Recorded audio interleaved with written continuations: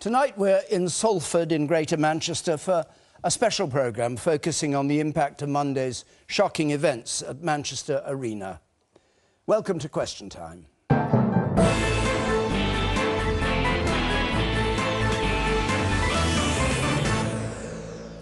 And here with us tonight, the Home Secretary, Amber Rudd, the Mayor of Greater Manchester and former Cabinet Minister, Andy Burnham, Colin Parry, who, after his son died in the Warrington bombing, set up a foundation for peace, which, among other things, works against radicalisation, the counter-extremism campaigner and former advisor to the Home Office, Sarah Khan, and the head of the Police and Crime Commissioners Association and former Chief Prosecutor for North West England, Nazir Afzal.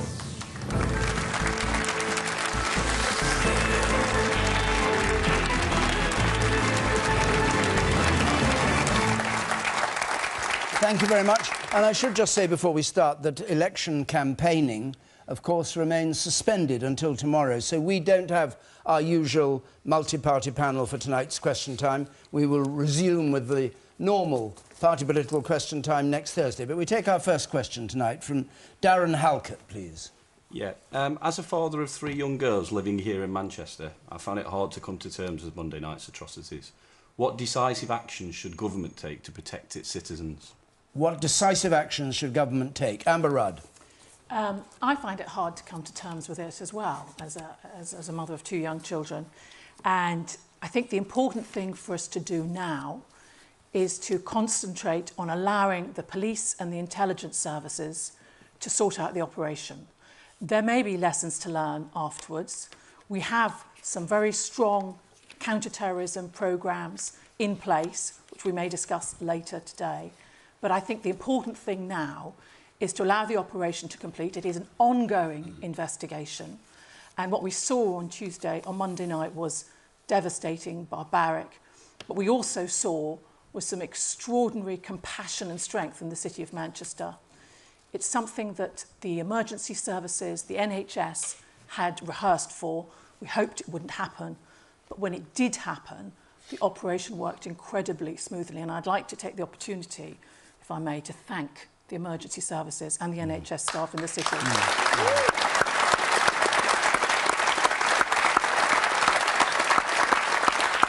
And what was the point of bringing the army out onto the streets? What was that designed to do? Well, we've been at the threat level of severe since 2013. We've moved to critical because it's an ongoing operation. The fact is that when it's at that stage, we have the option to call in Operation Tempora, which allows army military support to be drawn in to support the police. It will allow, I hope, sir, for you and your family to feel more secure when you go around your everyday life, because that's what we want people to do. But during this period of critical, which we hope will only last for a few days, it could be longer, it will depend on the operation, we've pulled down additional support from the army so that we can go about our normal life. Events in Manchester and further afield can take place with extra armed police supporting them. Nazir Afzal, do you agree with that as the proper action to take?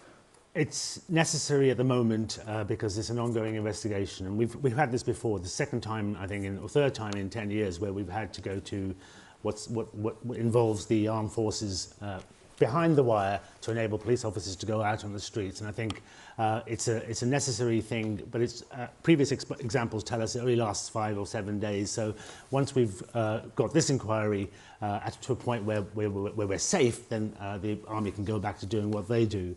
To answer the gentleman's question, I love Manchester. I've lived here 6 years.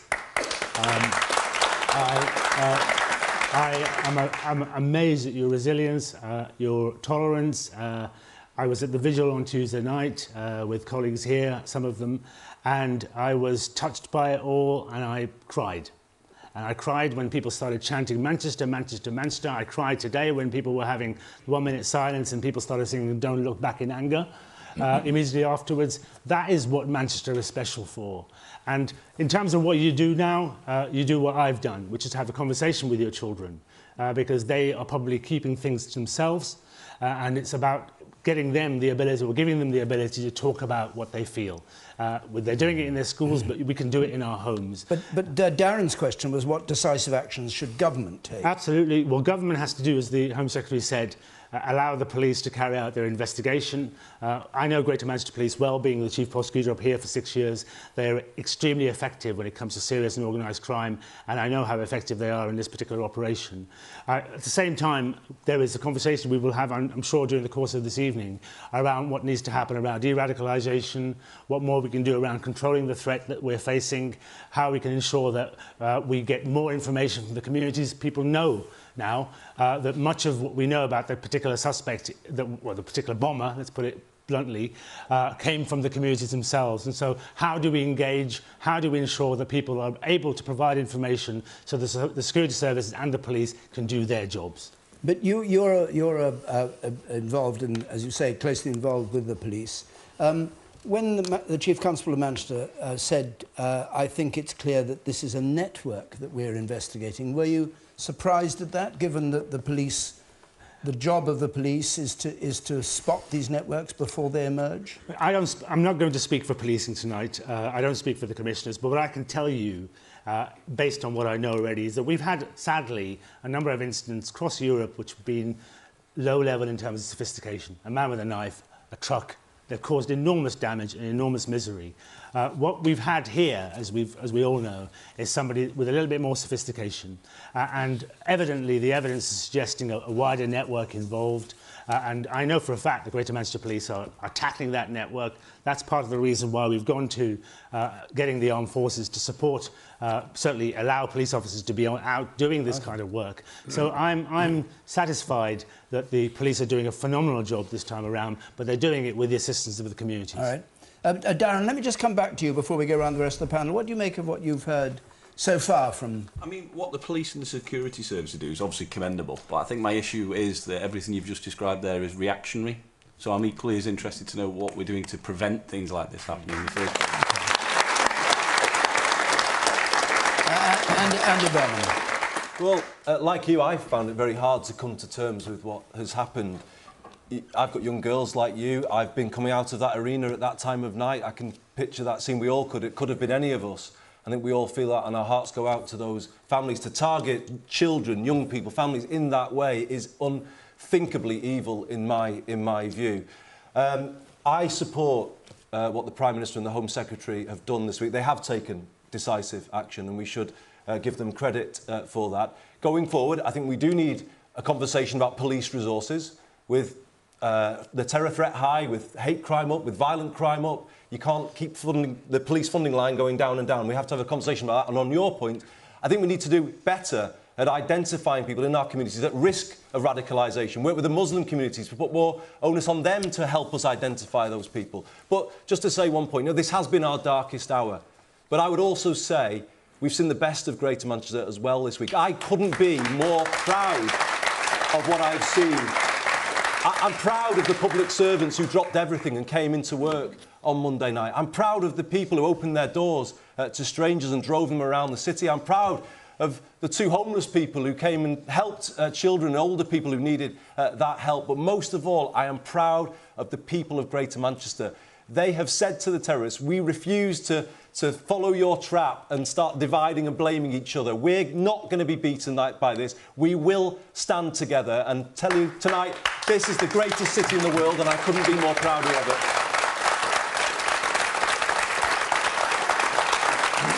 If the Chief Constable of Greater Manchester had had more police at his disposal, you mentioned the numbers have fallen and this needs looking at, do you think it would have been possible that this network would have been discovered before it was possible to let this bomb off in the city? I think it's hard to give a completely definitive answer to that question, David. What I would say is, in my view, neighbourhood policing is the first building block of an effective intelligence system. The eyes and the ears on the ground in those communities, feeding information back. And if you allow neighbourhood policing to become too eroded, and if there aren't enough police on our streets, then I think it does become a problem. Now, I'm not saying that did in any way contribute. It's too early to say that. And I'm certainly not saying that there was a problem with the number of people who responded, because the response, in my view, was excellent. But I think we do have to have a debate now about whether or not the frontline police force can be cut. I don't believe it can, and I would say this now needs to become an issue in the election campaign once we've dealt with the immediate events of this week. Let's hear from... Oh, you, sir, in the pink shirt there. I'll come to you in a minute. Yes. The resources were already there. In 2015, Theresa May, who was then Home Secretary, was addressed the Police Federation and told them that they were scaremongering because she was reducing the police numbers and community policing. And the Police Federation said at the time that low-level intelligence is what gives them the information and is able to feed those onto the intelligence services about terrorist activity. And we're now 20,000 people, police officers down, and we get atrocities like this. Does the government not expect this? No, I have to say I don't accept that. I have asked the head of counter-terrorism whether it is about resources. It is not. There may be a conversation to have about policing. We may have that at some stage, but now is not that conversation. We must not imply that this terrorist activity wouldn't have taken place if there had been more policing. Good counter-terrorism activity is because you have a close relationship between the policing and the intelligence services. That's what we have. That's why the UK has a strong counter-terrorist network. It's also about making sure that we get in early on radicalisation, but it's not about those pure numbers on the street, as you've implied, sir. I want to come back on that. Well, I think it is about police numbers because it's low-level intelligence which gives you the information. That, you know, we're asking the intelligence services are telling us that, you know, they're tracking telephone calls, they're looking at emails, stuff like this. And again, the Chief Constable said that this is a network of people. This wasn't a lone wolf attack. No. This was well-organised network. So where were the intelligence services? Where were they getting that information from? It's not where we get the intelligence from. Where we get the intelligence from is much more from the Prevent strategy, which is community-led within the communities, which engages with local activities, local groups, not through the police largely. It's about having a strategy to engage in the community, which is community-led. Well, you're disagreeing with my argument. We've lost all the community officers. No, it's not about policing so much as engaging with community leaders in the area. Colin Parry. I think one of the great characteristics of the British people is we're realists and not necessarily idealists. And the reality is that with 3 times the police force strength in the UK, we can't possibly stop every single attack, and there will be attacks that get through. That's the awful truth. And I think what the government does is perhaps in need of extra effort. Maybe that's really not a matter for me to say how many police officers we have, and putting the armed forces on the streets, I think, is a show of strength. I don't know whether it actually makes a lot of difference. I think the problem is that the people who do this do it to divide the country. They want to set Muslims against, if you like, the indigenous British people, and they want to cause discord and discontent and get the two groups to never talk. And I think what we have to do as a nation is accept that we cannot live in silos. We have to integrate. We have to accept each other. This is now a multicultural, multinational, multi-ethnic country. The sooner we recognise it's never going to go back to how it was in 1930. This is the year 2017. We've got to integrate. We've got to become friendlier. We've got to talk to each other more. We've got to do things together. And I think civil society has to play its part. Okay. You say I just want to ask especially Amber Rudd, how well thought through has been the decision to deploy troops? Obviously, the period of the deployment is overlapping the beginning of the campaign season. Now, as people begin to engage in protests and demonstrations, what are the risks that in the event that these protests become violent, caused by agents provocateurs, that the armed forces could use live ammunition against protesters? So what are the rules of engagement governing the relationship between the police, the armed forces, and potential encounters with people engaging in normal political protest activity that may potentially become violent? Okay, I mean, the movement of the threat level from severe to critical, which is part of this process, is done by an independent body. So I just need everyone to appreciate that. That's not a government proposal, it's done by an independent body, the Joint Terrorist Analysis Centre. And in terms of the troops that come from the military, they are under the authority of the police as they operate. And it is the police who request them. They go to the areas that are requested by the police, and they will make sure that they are operating as they should be. And I think you should take some comfort from the fact that our military do support the police in this way. There are other incidents where they've worked together closely, and I would also say that we only expect it to be temporary. So I would hope, as was said before, that this should only be for a few days. We're sensitive to the fact that it's during an election period, but it's got nothing to do with the fact that we have this operation, we have to keep people safe, and these procedures have to be put in place. I think it's important for me to back what we've just heard up, because I can say as well, this has not been a political decision. The effect of it has been to allow more police officers, specially trained police officers, to be deployed on the streets of Greater Manchester, and you may have seen some of them around this week. So it has been an exceptionally difficult week. Of course, at the beginning of the week, there wasn't clarity about how far the network spread and what the scale of the issue we were facing was. Action had to be taken. In my view, the government took the right action. I think it's important for me to say that. Right. Yeah, but I mean... Hold on, Sarah Khan. The events on Monday evening were truly distressing. I'm a mother of 2 young daughters. I've lived and studied in this great city for 4 years, and an attack on the people of Manchester is indeed an attack on us all. I want to answer both of your questions, Dan, because I think both questions are really, really important. The government absolutely have a role to play in protecting our lives as citizens. That's probably one of their most important and primary responsibilities. And my view very much is that in order to counter terrorism, to counter radicalisation, it needs to be a holistic, multi-pronged strategy. You need to have a bottom-up approach where civil society groups, anti-racism organisations, families, communities, faith institutions and mosques, for example, they all have a role, and we'll probably talk about this later on as we talk about radicalisation, how to prevent radicalisation, but there's an important role that can be played from a bottom-up approach. Government has a top-down responsibility, and that includes also taking down pieces of illegal material off the internet, engaging with social media sites, for example, and making sure that they fulfil their responsibilities. So I think it has to be very much a multi-pronged approach. But I also, your second question to me really, I think, is very pertinent, because I think what we have to recognise right now is that this attack that happened on Monday follows in the long line of a number of attacks that have hit this country, particularly in the last 20 years. In 2000, MI5 discovered Britain's first Islamist bomb-making factory. We've had 7/7. In 2007, Glasgow Airport got attacked. We've had, since that time, hundreds of people who've been convicted for Islamist-related offences. We've had hundreds of people leave our country to join ISIS, to live in their territory and support jihadist organisations. In my view, the struggle, and it is a struggle now against Islamist extremism, has increased in potency. It's not decreased. And we have to ask ourselves, are we doing enough? Are we upscaling our work to recognise the current threat? And the current threat is coming from there. And just really, really very quickly, as a country, we have stood up against fascism, racism and terrorism. During the Second World War, we stood up to fascism. We challenged the National Front in the 1970s.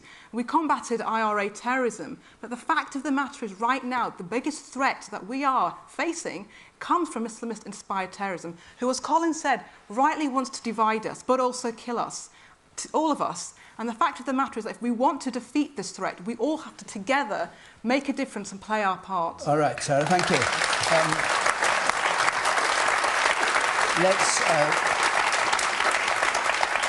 We've got so many questions. I'd like to go on to what Sarah was talking about. Just before I do, remember, if you're watching this at home, you can join in on Twitter and on Facebook. The hashtag is BBCQT. You can also text us, 83981 is the number. You push the red button to see what others are saying. And while I'm on about it, just a reminder, Question Time will be in Barnet next week, and the details are on the screen. Will be in a moment, and I'll give them at the end. Let's have a question from Lloyd Cawthorne, please, then. How can we prevent Brits from being radicalised? How can we prevent Brits from being radicalised? Nazir Afzal. Well, we have a strategy that perhaps is not as well understood as it could be. My conversations with the Home Secretary's colleagues in the Home Office around the PREVENT strategy, which I know some people booed earlier on, it was mentioned. PREVENT is actually just safeguarding. You know, I dealt with, as you know, the Rochdale case. That was safeguarding children from sexual abuse. I've dealt with cases involving safeguarding people from going into criminality of other types. This is preventing people or safeguarding people from going down the route of extremism and radicalisation. And in a nutshell, just explain what it is that it does. Identifying the signs, people will identify the signs of somebody somewhere that might be at risk of either being a victim or, more likely, somebody that's so vulnerable that they're going to be groomed in some way to become a radical. And identifying the signs and then referring that individual to an authority who provide them with mentors and support. It could be mental health support, it could be educational support, it could be all manner of things. The concerns I've had around the PREVENT strategy, which are historical, they're not my view right now because I've met with current colleagues. Historically, there's been poor communication around it, there's been poor community engagement about it, there's been a poor narrative around this, and people really haven't understood that what it's all about is keeping our children safe and ensuring that our children don't get radicalised and don't get extracted by those people who are desperate to cultivate them, as this individual may well have been done. But Colin Parry, perhaps you come on this. I mean, there have been a lot of criticism of PREVENT because it means people telling on people in school, telling on their families and the rest of it. Do you have doubts about it? Do you think it's been effective? Your foundation deals with it. Yes. My foundation largely works on the principle of early intervention, and the early intervention happens when local authorities, police and crime commissioners, local schools, identify warning signs, identify behaviours which are causing concern, and then ask organisations such as mine to apply the kind of programmes we've built up down the years to bring those young people to the Peace Centre in Warrington. And then we work with them very closely and we try to strip back where their views are coming from, what they're based on, where have they been fed this often perverse and twisted ideology, and get them to mix with people who they might otherwise not meet. And believe it or not, and I can prove this to be absolutely the case, going back to the days of the IRA, you can, if you cultivate the right atmosphere in a safe environment, you can get people who would otherwise never meet, who've got no regard for each other, to eventually start to talk to each other. I ended up with a very warm relationship with somebody that most people in this country would have never imagined I would have had a warm relationship with, Martha McGuinness. Now, you might say, why the hell would Colin Parry speak to Martha McGuinness?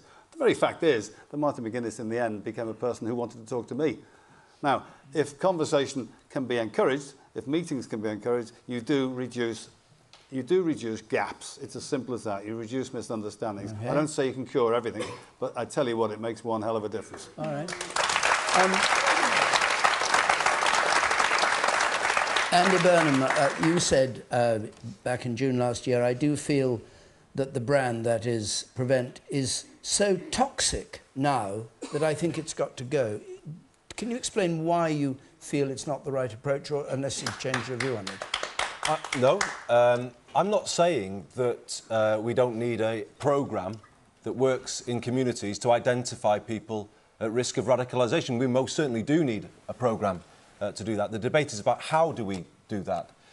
And the problem is, as you said before, PREVENT works on the principle that the community, the Muslim community in particular, is under suspicion, under surveillance. And this, I think, was felt by the Catholic community in Northern Ireland. There were policies aimed at them, but not at everybody else. And that then becomes a problem. It can actually become counterproductive. It can actually radicalise if people feel they are being picked upon.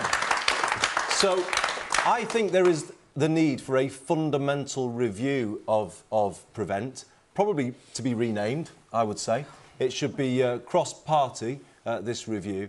And I think it needs to start again working on a basis of trust with community organisations, particularly in the Muslim community. And let's say, be fair, we expect them to do more to help us, to provide information, to be able to take action. Where has it gone wrong for people who don't know the policy? It's become quite a state approach. There's a statutory duty now on public bodies to report. And there was a young man on the radio this morning saying the quality of PREVENT officers varies greatly, and some confuse what is just normal religious activity for extremism. So you can imagine how, if someone is reported to the police for carrying out their faith, for worshipping, and all of a sudden they're under suspicion. You can imagine how that creates a backlash in some communities. So I think we have to get this right. We need a programme. We need to get in early and identify those at risk of radicalisation.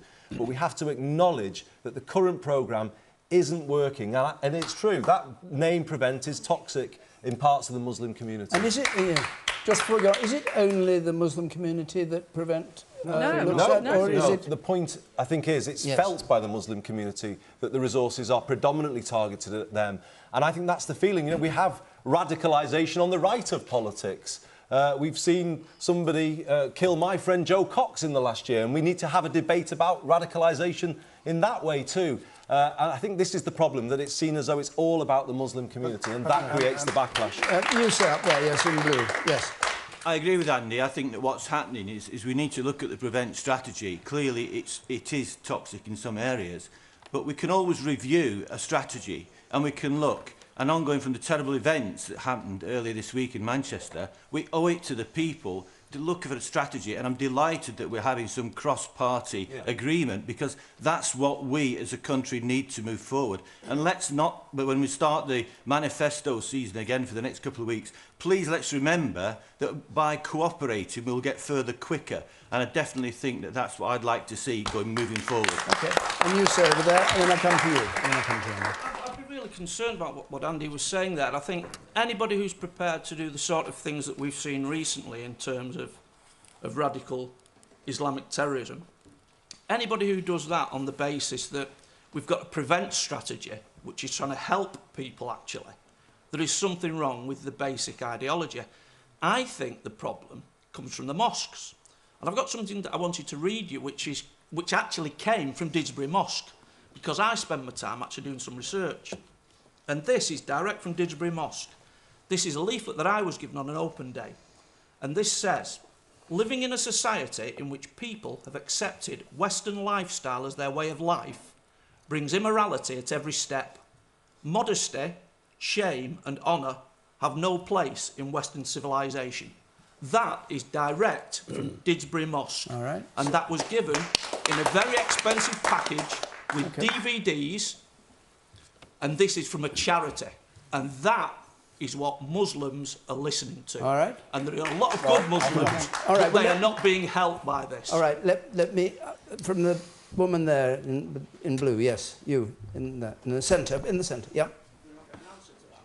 Do you want to answer that? Yes. Yes. The Muslim community has been accused by some politicians and media anchors of not doing enough and almost in denial or even complicit with the threat of extremism. Yet, the Manchester Muslim community, at risk to themselves, reported Salman Abidi for his militant views. Isn't this a catastrophic failure of Theresa May's security under her watch as Home Secretary? Right. And just before, what do you make of what the man up there said about the pamphlet that he had from the mosque? All I can say is I have been an attendee of Didsbury Mosque for 30 years or so. And Didsbury Mosque is a mosque that opens its doors to non-Muslims every week on a Sunday. It's a very multicultural community. It's a mosque that invites women in, men in, people of all faiths and all nationalities. And where that's come from, I don't know. That's absolutely correct, and that was given to me on a Sunday, on an open day. You get tea and biscuits, very, very nice. Yeah. All right. Very, very nice people. It's not an official... I have also been in Didsbury Yes, it's not official from Didsbury Mosque. Having debates with young women. I think two lines taken out of context about Didsbury Mosque is unfair. All right. Sorry, how is that out of context? Hold on. How is talking about British civilisation, Western civilisation? Yes. Out of context. Well, we don't know who handed it to you or who wrote it. That's the point. Well, I've got it here. All right, I know you've got it there. I know, but it's a charity leaflet that's given out officially from Didsbury Mosque. All right, you've with made lots the point. of other leaflets. Thank you. All right. What more do you want? What do you make of it, sir? I want to get a small plea tonight, David. I want people to listen to me very carefully. I am Manchester. I was born in Manchester. I was raised in Manchester. I'm a proud monk and a proud Muslim. And when Manchester hurts, I hurt. And I'm hurting after what happened on Monday. And what happened on Monday night was an evil act, an abhorrent act that should be condemned with the strongest condemnation. And to think that somebody can target small girls and anybody, but small girls in particular, to carry out evil should be said by everyone it's evil. But let me make a plea. I'm sitting next to a reverend here, a friend that I've known and worked with in Manchester, and it seems that Muslims seem to be the target and collateral damage when these things happen. Islam is not the reason that people do bad things. People do bad things because they're evil and they're bad people. And I think that after these things happen, Islamophobia increases and attacks increase. Let us please not let people who hate and who want to divide us. Let's be united together, and Manchester will be united, and we should work together, stand shoulder to shoulder, and say we will not accept hate, and we stand against Islamophobia, and we condemn all sort of evil in all its forms. Okay. Well, we've veered away from the original question Lloyd asked. Amber Rudd, perhaps you'd come back to it, which was how we prevent Brits from being radicalised. You heard what Andy Burnham said about the prevent strategy, sending out not necessarily the right signal to the Muslim community, and therefore people being hostile to that particular way of trying to prevent radicalisation. What's your answer? I met a woman recently who came home and found that her 16-year-old son had just gone to Syria, and she hasn't been in touch with him, he hasn't been in touch with her, she probably won't see him again. And she called for help, and the Prevent coordinator sent someone to see her who was able to engage with her and her other children. And there were particularly 2 teenage girls who needed the support that was available through the Prevent strategy to make sure that they didn't become radicalised as she had as well, as her brother had. Last year, we stopped 150 people from going to Syria to fight, of which 50 were children. There's really strong evidence of Prevent initiatives helping families, saving children's lives and stopping de-radicalisation. I'd like everybody's help here, making sure that we speak up for the good work that is done by Prevent. The Foundation for Peace here is one of the largest providers in the area. Andy, I don't think you'd criticise the Foundation for Peace for the fantastic work that they do. We have 142 community-led organisations. This is not about police-led, they're about community-led organisations who do exactly as Zia said, try to safeguard young people. And let's remember... When you said you stopped 150 people last year going to Syria, do you mean you wouldn't allow them to leave the country, or do you mean that you think you prevented them from taking the decision? There is more evidence than just stopping them at the airport. But there's evidence that we've stopped 150 people, of which 50 are children. I can't be drawn any more detail on that, but it's been clearly documented that otherwise they would have gone.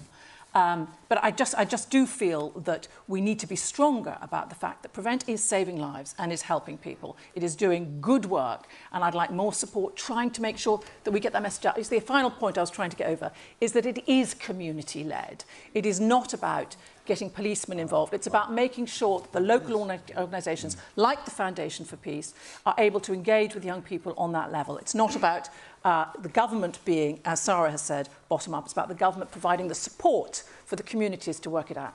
You said that. To Amber Rudd, it's not about getting the police involved.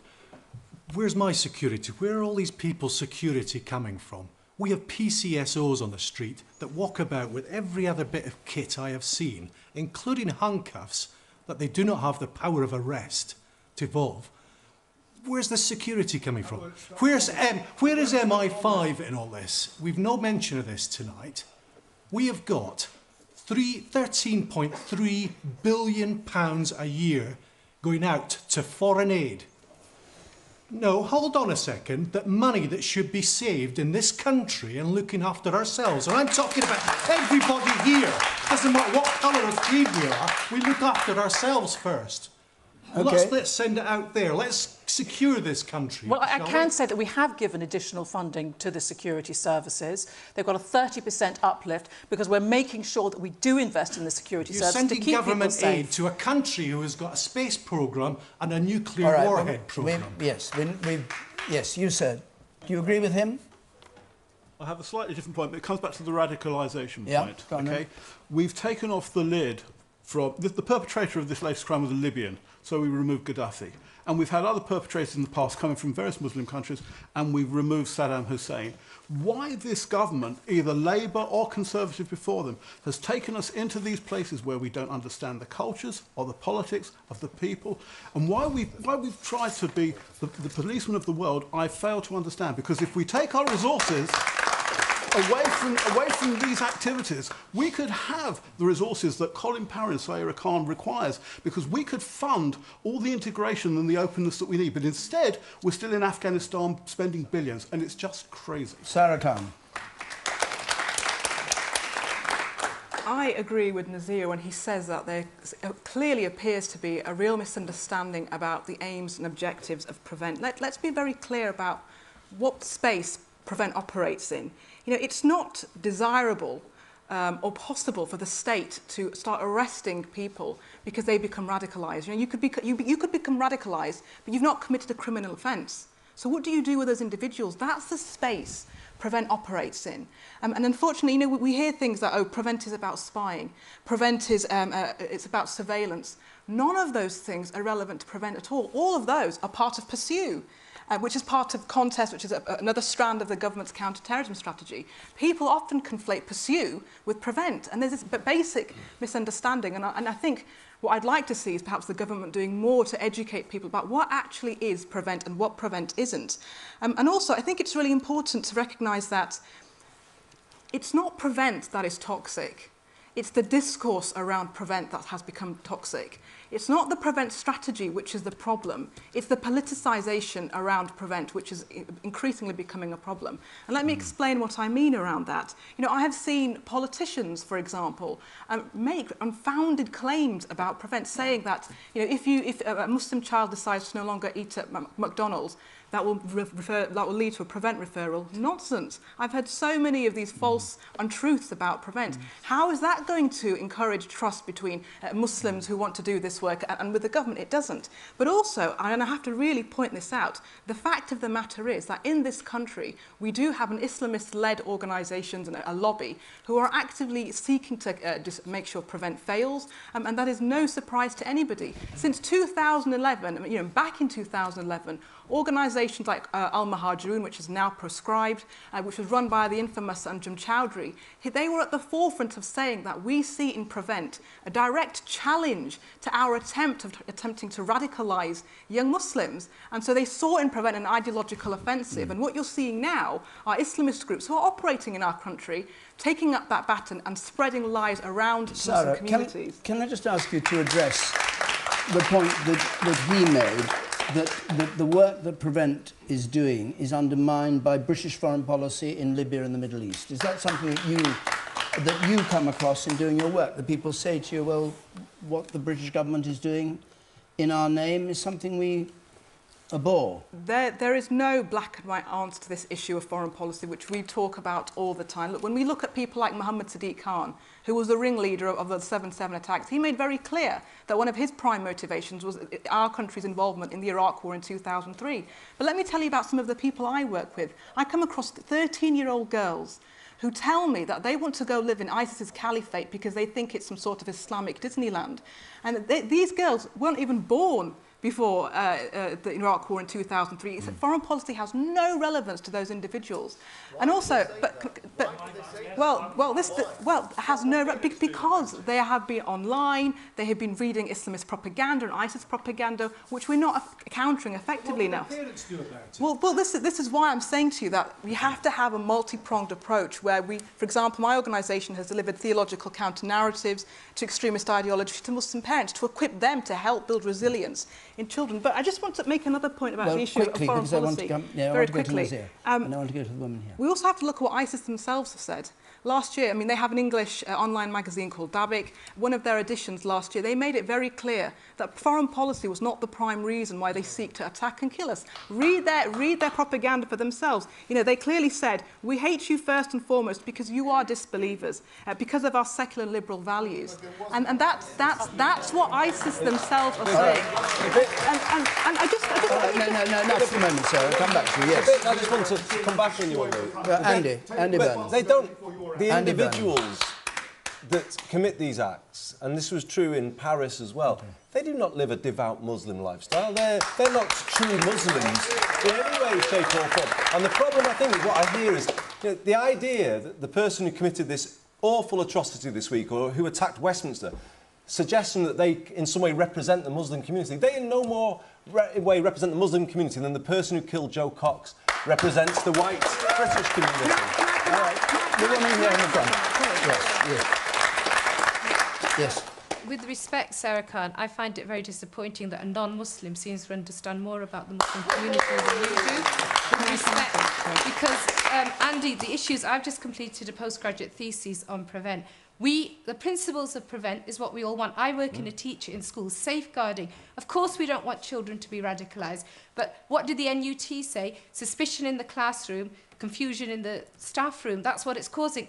We want the principles of Prevent, we all want. None of us want radicalisation, but let's be very clear that for Prevent to work, it has to first of all get on board, it has to be community-led, not with just government favourite organisations, with grassroots organisations like organisations I work with in Manchester. So I think it needs to appeal to everybody, and we're all on board with the principles of Prevent, no doubt. But let's root out the causes of terrorism. Let's not try and focus. Prevent focuses on spotting the terrorists. That's what the Prevent Duty guidance actually says.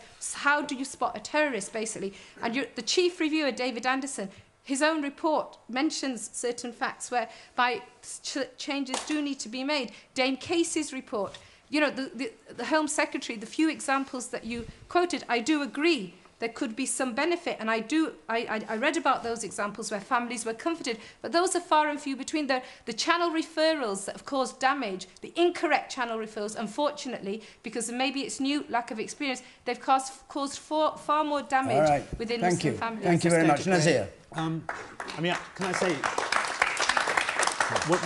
what you said is absolutely right. There are some issues around the training. There are some issues in the way it's implemented. I think you used the word new. It's a new approach.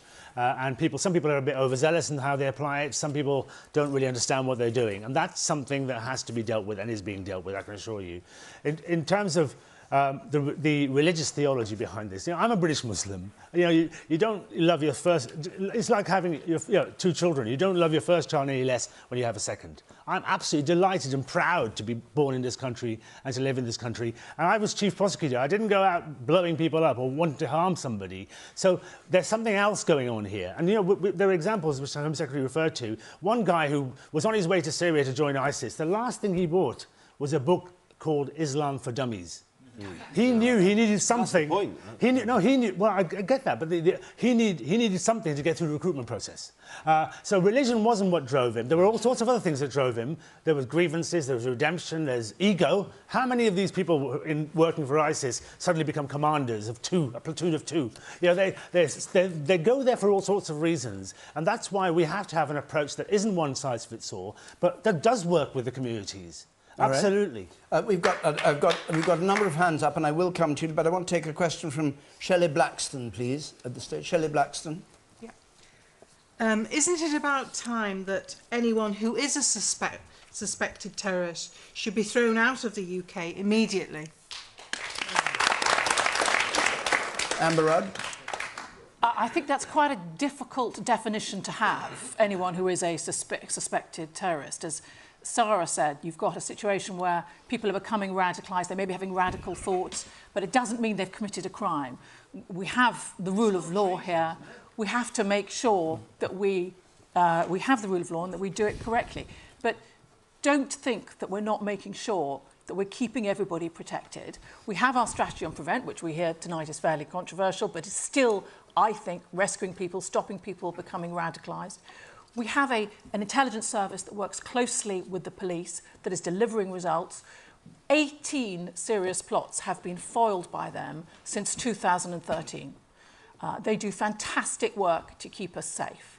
And we will take action, of course, where we see that there are terrorist or potential terrorist conversations. The intelligence services are doing their jobs well in order to do this. But your answer to Shelley Blackstone is you can't throw people out of the UK because they're suspected terrorists. But you do say in your Conservative manifesto, we're going to consider new criminal offences that might be created to defeat terrorism. What kind of Yes. new criminal offences are you going to consider creating? Well, it will depend what comes out of our various initiatives we've also put in there. We're going to have a commission on extremism to find out what else needs to be done. We want to tackle this in a way that I hope will engage the communities and be thoughtful about it as well. But terrorists, don't forget, also come from abroad, so we work internationally with other countries, with European partners, with other countries from farther afield, particularly trying to spot any returning foreign fighters to make sure they don't get into the country, as well as looking for them internally. But British fighters who go abroad, of course, you can't do anything about when they come back. We haven't, unless you can prosecute them. Yeah, well, we have a lot of tools at our disposal to try and make sure that we stop them coming back where we can, that if they do come back, we have the evidence in order to lock them up. But, yes. but on the point that you make, new criminal offences, from what I hear from you, you're not really thinking of new criminal offences at all. You're just saying you're going to consider No, we are it. thinking about new criminal offences. What kind of thing? What area? I can't be drawn on that at the moment, I'm afraid, David. Because you don't know the answer? Or I because do know the answer. I just don't want to have that discussion here. We're not being political. It would be difficult to have right here. But all right. There'll be more of that. Sarah Khan, what do you make of the point that Shelley Blackstone made, that we should be much rougher, tougher on suspected terrorists? Well, I agree with the Home Secretary that when we're talking about suspected terrorists, the idea that we throw people out of our country is not the way we're going to defeat this problem. Look, we have to stand for our values. That includes the rule of law, standing for human rights. And I fundamentally believe that the best way we're going to win this battle against extremism is through the prism of human rights. We can't abandon our values. And already we are seeing people who are being convicted. There have been around 269 odd people who have been convicted between the period of, I think, 2005 and 2015. We've got to use our court system. And also, we've got to be very careful when we're saying, this person is a suspected terrorist. We've got to go through the rule of law, and I think that's really, really fundamental. Do you want to come back on this, Shelley? I just can't get over what happened on Monday. And had anybody known that he was capable of what he was capable of doing, And I think I don't think there's a single person in this room who's not feeling what you're saying and does not have sympathy with what you're saying. But throwing them out is not the way of solving this problem. It's about dealing with having a multi-pronged strategy and we can counter this way in a much more effective manner. Colin Parry? If you want to throw them anywhere, throw them into my peace centre. And we'll work with them.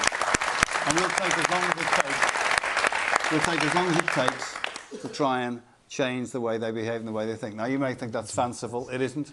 We've got ample evidence we can do it, and we don't play with people's minds. We just talk to them. We reintegrate them into British society as best we can. But you cannot abandon the rule of law and say, you're suspected, off you go. You can't do it. That would cause major problems. But throw them our way. All right. The woman in a blue and white shirt, they're striped, yes. Hi there.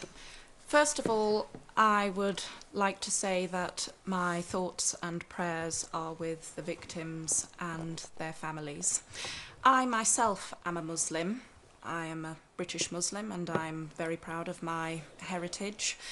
But I am also a realist, and there is an elephant in the room here, and unfortunately, it is very unfortunate, there is an issue with regards to radicalisation and extremism that does exist within our community. That is something that we have to accept and we have to deal with. I would like to go back to what the gentleman over there was saying when he referenced a mosque. Yes, we do have an issue within our mosques, within our religious institutions. We have children being taught the Wahhabi interpretation of the Quran. We have Saudi-trained clerics coming in and speaking to children as young as 7. They have these books, children are taught we have to do something about it. Stop, I would say, for now, temporarily, close down all Saudi-financed mosques. And I myself, as a Muslim, I'm a Muslim, so, we have to do something about it, yes. Not only have our own grown terrorists, where terrorism is also being imported. right under our noses. Yes, there are. Yes, there are. Yes, there are. Sorry, who said that there aren't what? Who's... They're not officially Hold on. There are. Say it again, sorry, we didn't hear. No Saudi-funded mosques in the UK. That's a misnomer. There used to be money that was brought in from abroad, but that has all stopped, and it stopped a long time ago. Are there no Wahhabi preachers and no Saudi money at all? Is that what you're saying? Yes. Well, that's my knowledge. Certainly. There are. There are. Yeah, The there are. Wahhabi I think there's a preachers. difference between Saudi money and Wahhabi preachers. Yes. I mean, there are Wahhabi preachers, no doubt. Can I just answer... Can you pick up the point of the Muslim woman who said that you've got to face the fact that there is a lot of... I'm 100%... The language of 100% radical behind, language is heard in the mosques. I'm 100% behind her. Yeah. I don't go to any meeting, for example, which is just exclusively men. I ensure that if they invite me to a place of worship, there have to be women there. You have to change their behaviours. You've got to confront them when they are coming up with the kinds of things that you just identified yourself, because that's how, sadly, this generates even more hate. Yes. And how they generate difference as well, which is something that we've got to deal with. But at the same time, the communities themselves are taking action. They just need to do more. One of the things I'm doing, actually, is setting up a community COBRA, which is made up of not the usual suspects, but people perhaps like you might want to join, who are young, who understand the issues and work together to try and develop solutions. And I think that's what we need to do, because the problem with there is a deficit in Muslim leadership in this country. The vast majority of Muslims are now under 25, female and from low-income backgrounds. The leaders are male, over 50, from middle-class backgrounds. And there is that dislocation. So how do you adjust that deficit? Well, we stop talking, sadly, to people like me. You stop talking to the older generation, the people who claim that they're community leaders. The white community don't have community leaders. Why do we suddenly assume the minorities have community leaders? We start engaging with young people. We start talking to people in student land. We get them into the room and talk to them about how we can tackle this issue. Very good. Okay. Can I just let me have one quick question from Asad Riaz, and then I want to go back to the other point. Asad. To what extent have the leaked security details jeopardised our special relationship with the US? I just want to put this to you, Amber Rudd, and also to what extent it may have jeopardised the police investigations here. Well, it was very disappointing.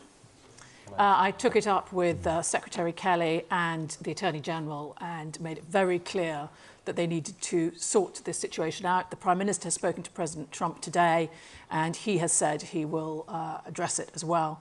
I understand today that the head of counterterrorism has said that information exchange will resume. So I think it had the right effect. I don't believe it has damaged the investigation, nor our relations in the long term. But in the short term, what was so upsetting about it was that it must have been such a terrible thing for the families to see. When this was a well-run investigation, actually our newspapers had behaved well in terms of working with investigators, not releasing information which they might have had. Right. So I think it was very hard on the families, but I hope that period is over. Briefly, Andy. Well, from the minute that the attack happened, information was beginning to appear in US newspapers. It's outrageous. I raised it with the US ambassador earlier in the week and said, this can't be right. You know, the lead investigator has to control the release of information, the British police, because otherwise you compromise the investigation. I said that, and then it happened again yesterday. Pictures from the scene. Families are in a hotel in Manchester. They've not even been able to go to the scene, and yet there are pictures in a US newspaper. It's absolutely outrageous what has happened this week. It is wrong. It is arrogant. It is arrogance of the Americans. And it is disrespectful to the people of Greater Manchester, most importantly, the families of those who died and those who are injured. It's my job to speak up for the people of Greater Manchester. Has it damaged the investigation? To be honest, well, I think at this stage the damage is manageable, I think, if there has been damage. Right. And I don't think there has been any serious damage. But, however, there is an important point of principle here. I don't want a diplomatic row, but this cannot happen again, and we need to make that absolutely clear. I want to end with a question from Irfan Munir, please. Irfan Munir. My 8-year-old English daughter asked me why her friends are referring to her as being a terrorist. What can be done to stop hate toward Muslims? Has that actually happened to her? Yes. When did that happen? That happened yesterday, and also the journey to work this morning I found so difficult. I had to explain to her what a bomb is. She's asking me certain questions. Dad, what does a bomb look like? What's the size of a bomb? It was absolutely a horrendous journey into work this morning. Sarah Khan, we've only got a couple of minutes left. Be very brief on this, but what can be done? And it's silly to say in a couple of minutes. Horrendous, absolutely horrendous that we hear this. I mean, even the NSPC and Child and other organisations are picking up the fact that there are Muslim children experiencing this kind of abuse on school premises. And I think, for me, this is a part of a wider issue, really. It's about how we talk about British Muslims in this country. I do disagree with you, Andy. I think, you know, trying to promote British Muslims as a homogenous community is not the right way of dealing with this issue. The fact of the matter is, we have to recognise that there are different trends. There is a positive trend amongst British Muslims who are integrated, who are contributing to our country in all sorts of manners, serving in the armed forces, our doctors, in the arts, music and so forth. But at the same time, what we also have to recognise is that there is a negative trend amongst some British Muslims who oppose democracy, who despise different interpretations and pluralistic interpretations of the religion. I'm going to stop you because we've got we have to counter those negative people, because it's what you said, the Muslim woman and the elderly, the man at the back there, because that counters and that feeds that kind of narrative, and we've got to show that there's not a homogenous Muslim community. The worry is, of course, that increasingly British people will think all Muslims are terrorists, because the hardline people who print those leaflets that this chap mentioned, who are the very extreme end of the Muslim faith, are the ones who are discrediting the whole of the Muslim faith. I mean, the overwhelming majority of Muslim people are the same as the rest of us in this country, whatever our faith, good people. But though your poor kid is going to get tagged with that, and that's exactly what the bomber wants. He wants to split society. He wants to generate hate. Very briefly, if you would. Absolutely. What Colin said a moment ago is absolutely right. This is about creating division. We need to have these conversations. I'm glad that she was able to open up to you, and you can have a conversation with her, because that, ultimately, us as parents need to talk to our children, and that's how we deal with this issue. Andy Burnham. I think part of the answer is be careful with language. People talk about Muslim terrorism or Islamic terrorism, and that suggests that this is the whole of the Muslim community that is to blame.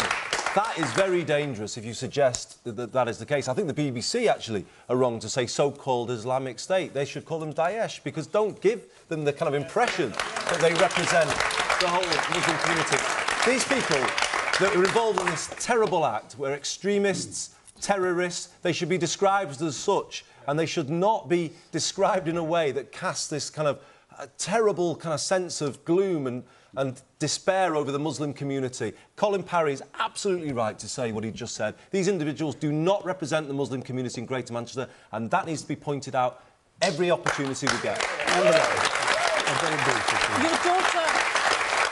Your daughter had the confidence to report it to you. We need to make sure that everybody has the confidence to call out hate crime wherever it is.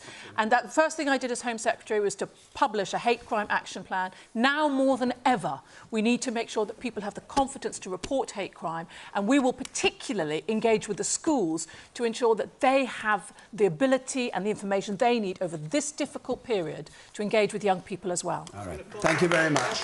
Our hour is up, I'm afraid. Thank you very much, everybody, and I'm sorry to those of you who have your hands up and haven't been able to get in. That's the way it is. Question Time is going to be in Barnet next week, and then we have leaders' specials, Theresa May and Jeremy Corbyn, one after the other, in York on Friday the 2nd of June, and Nicola Sturgeon and Tim Farron on Sunday the 4th of June in Edinburgh. So if you want to put questions to those leaders, details of how to apply are on the screen there. You can either go online or ring us on 0330 123 9988. If you're listening and have been listening to this debate on 5 Live, there's reaction to what's been said here on Question Time, Extra Time, which follows immediately. But my thanks, first of all, to our panellists who came here tonight, and a particular thanks to all of you who came here to take part in this debate. From Salford, in Greater Manchester, and from Question Time until next Thursday, good night.